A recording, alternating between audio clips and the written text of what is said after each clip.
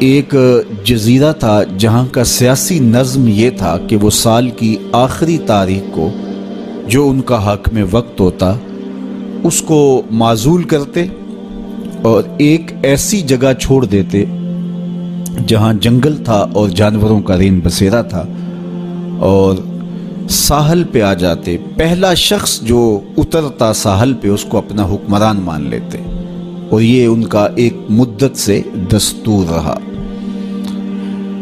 جو بھی تخت نشین ہوتا وہ بھول جاتا کہ سال کے بعد میرے ساتھ یہ کیا کریں گے، اور بلا تعامل وہ اعزاز و تکریم اور وقار کے ساتھ مسند نشین ہو جاتا اور عیش و عشرت کرتا۔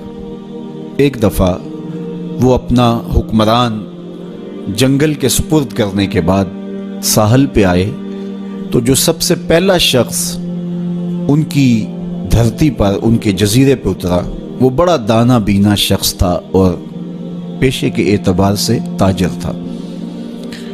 تو انہوں نے اسے کہا کہ تم آج کے بعد ہمارے حکمران ہو۔ اس نے کہا میں تو تاجرانہ غرض سے آیا ہوں، میں تو اصول سلطنت کو، امور حکومت کو جانتا ہی نہیں ہوں۔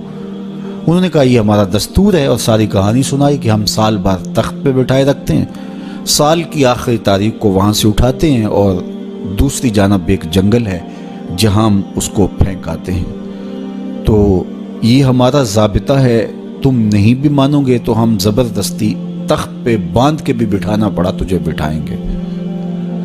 تو جب وہ مصر ہوئے تو اس نے کہا کہ مجھے یہ بتاؤ کہ سال بھر میری بات ماننے کے لیے تو آمادہ ہو گئے؟ انہوں نے کہا کیوں نہیں، ہم سال بھر آپ کی بات ماننے کے لیے آمادہ ہوں گے۔ اس نے کہا ٹھیک ہے، میں تمہارا حکمران بننے کے لیے تیار ہوں۔ ہوتا یہ تھا جو تخت نشین ہوتا وہ بھول جاتا کہ سال کی آخری تاریخ کو میرے ساتھ کیا ہونے والا ہے۔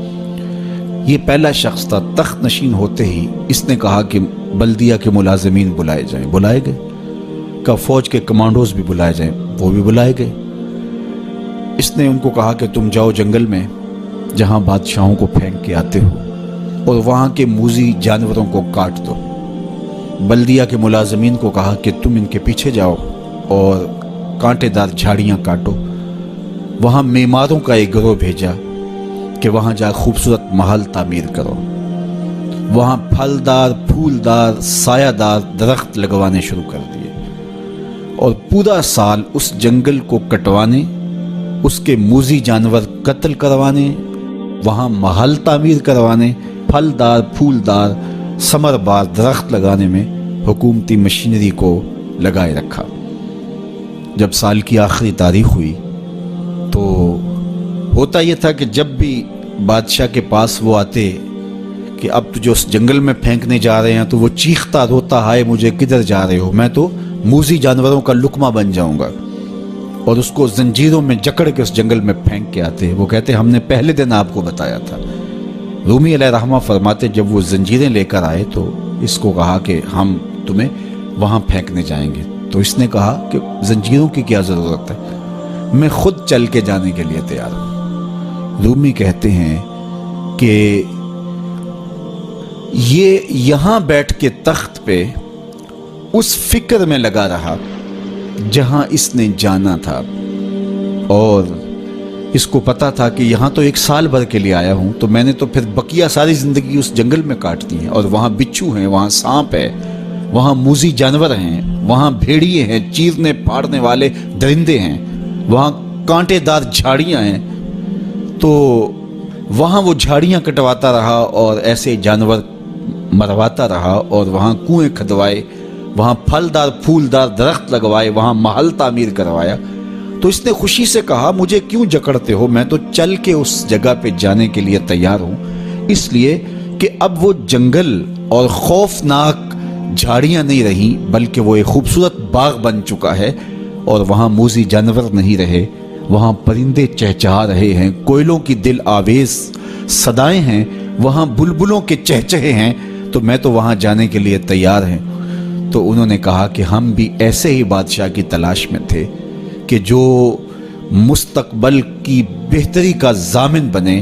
تو کہا کہ جناب آج سے ہم اپنا قانون بدلتے ہیں، آپ تخت پہ ہی رہیے، جس طرح جہاں جانا تھا وہاں کے لیے آپ نے پورا سال محنت کی اور اس کو گلزار بنا دیا، تو آپ تخت پہ بیٹھیے اور آج کے بعد آپ ہمارے مستقل حکمران ہیں اور اس ملک کو گلزار بنا دیجئے۔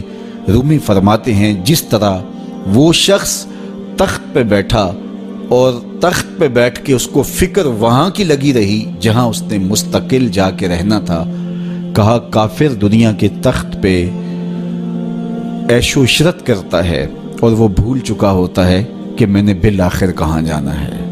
فاسق اور فاجر بھول چکا ہوتا ہے کہ اس نے کہاں جانا ہے، لیکن صالح مومن اس دنیا پر آرام سے نہیں بیٹھتا، اس کا سارا خیال، اس کی ساری توجہ وہاں ہوتی ہے جہاں اس نے جانا ہوتا ہے، اس لیے وہ یہاں بیٹھ کے قبر کے کیڑے مکوڑے ختم کرتا ہے، یہاں بیٹھ کر کے قبر کے سانپ کاٹتا ہے، یہاں بیٹھ کر کے اپنے اعمال کے لشکر بھیج کے وہاں کے بچھو ختم کرتا ہے، اور جب وہ اس دنیا سے رخصت ہوتا ہے تو القبر روضۃ من ریاض الجنہ، تو قبر جنت کے باغوں میں سے ایک باغ بن چکی ہوتی ہے۔ تو میرے رب نے کہا کہ ہر جان یہ دیکھے اس نے آنے والے کل کے لیے آگے کیا بھیجا ہے۔ پھر فرمایا واتقوا اللہ، اور اللہ سے ڈر جاؤ، ان اللہ خبیر